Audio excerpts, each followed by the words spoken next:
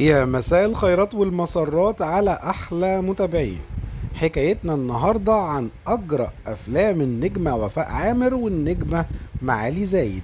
عاوزين تعرفوا هو فيلم إيه وإيه قصته ومين أبطاله وإيه تفاصيل الحكاية؟ تعالوا معايا. حكايتنا النهاردة عن فيلم مصري جريء لوفاء عامر ومعالي زايد. اتصنف على انه من افلام الكبار فقط، وده لكثرة المشاهد الخارجة الجريئة اللي بيحتوي عليها الفيلم.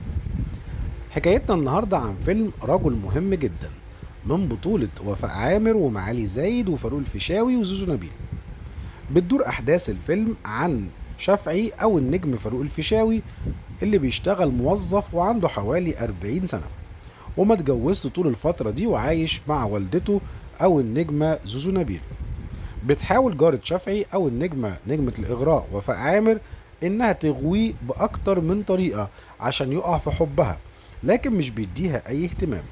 بيتورط شافعي في حادثة ومعتقد إنه قتل أحد رجال الشرطة، وبيقابل الراقصة كواكب أو النجمة معالي زايد اللي بتخفيه في منزلها، وبتتقرب منه كواكب وبتدخل معاه في علاقة غير شرعية، وبتتصاعد أحداث الفيلم.